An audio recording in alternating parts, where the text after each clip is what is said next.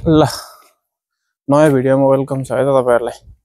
म चाहिँ अब युकेमा समर लाग्यो, अब समर क्याम्पिङ जाँदैछु अब नेक्स्ट विक हैन। अनि यसो सोचे क्याम्पिङ जान अब कोही नयाँ जान चाहनु हुने क्या नयाँ इच्छुकलाई चाहिँ अब के चाहिँ चाहिन्छ त जस्तो क्वेशन छ भन्ने चाहिँ यसो हेल्प गर्छु भनेर है त। बेसिकली आजको भिडियो चाहिँ short and sweet simple camping जानलाई चाहिँ एकदम इसेन्शियल नभई नहुने के छ त मात्र कभर गर्छु है त म। तपाईहरुले त्यो बाहेक अरु एक्स्ट्रा त तपाईहरुको मर्जी। यो चाहिँ अब फर्स्ट थिङ त टेन्ट हुँदै नभई हुँदैन हैन। मेरो चाहिँ यो 3 म्यान टेन्ट हो। म तपाईहरुलाई टेन्ट लगाएर देखाउँछु है त कस्तो हुन्छ। सो धेरै सामानहरु छ, टेन्ट भन्दैमा टेन्ट मात्र भएर नि हुँदैन, टेन्ट सँग धेरै अरु कुराहरु चाहिन्छ।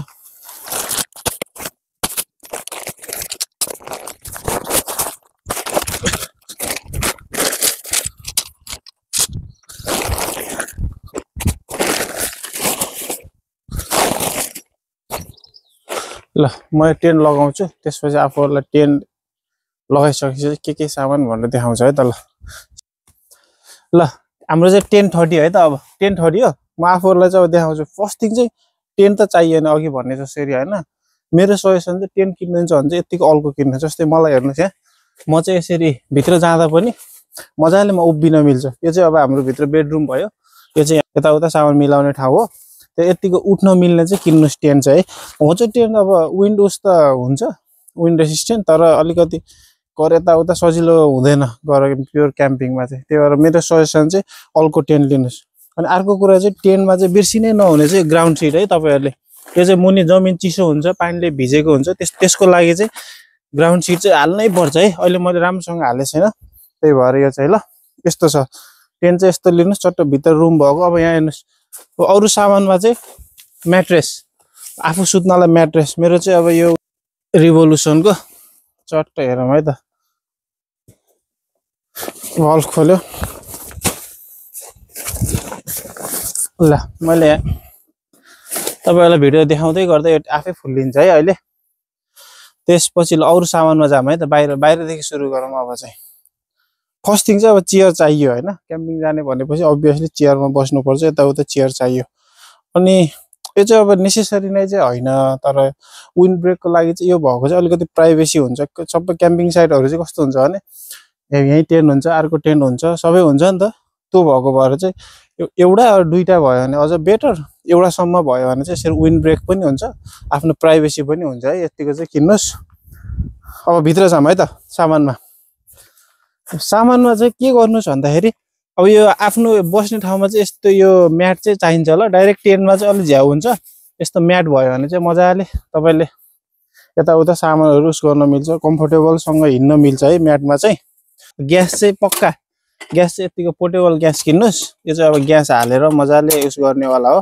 तपाईले एकचोटी एउटा ग्यासले चाहिँ तपाईको 2-3 दिन मजाले धान्छ है, स्पेयर बोकेर लाँदा भयो।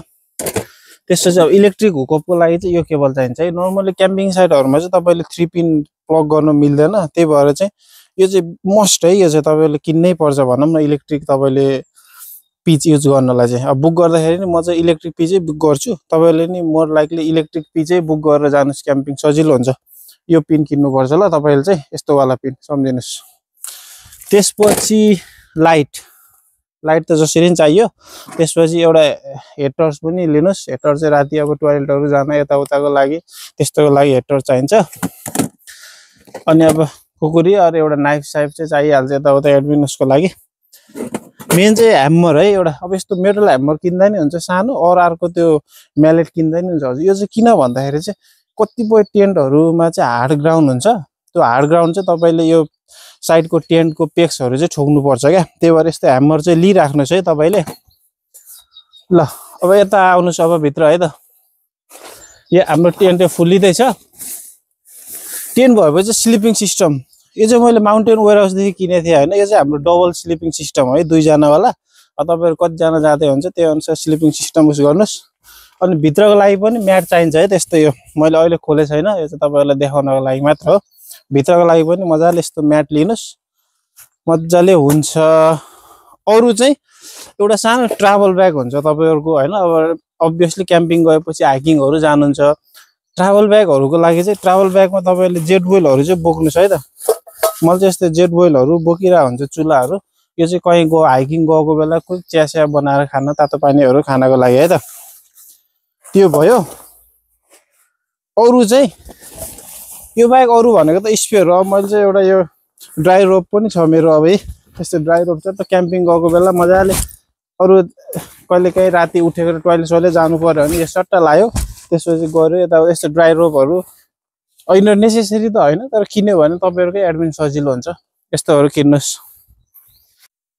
ल यसै पानी पनि पर्न लाग्यो युकेको वेदर अब प्रेडिक्टै गर्न सकिदैन है यस्तो छ आजको लागि चाहिँ यति है त अरु तपाईहरुलाई के क्वेशन छ यस्तो छ भने चाहिँ सोध्नुस् मलाई म भन्छु बेसिकली अहिले भनेको सामानहरु चाहिँ एकदम बेसिक हो यिनीहरु चाहिँ यो बाहेक अरु एक्स्ट्रा तपाईको खानेहरु तिनीहरु चाहिँ तपाईहरुको आफ्नो बन्धु यिनीहरु चाहिँ बेसिक मात्रै भनेको है त मैले ल मन पर्यो भने सब्स्क्राइब गर्नुस् च्यानललाई लाइक गर्नुस् have a good time thank you for watching bye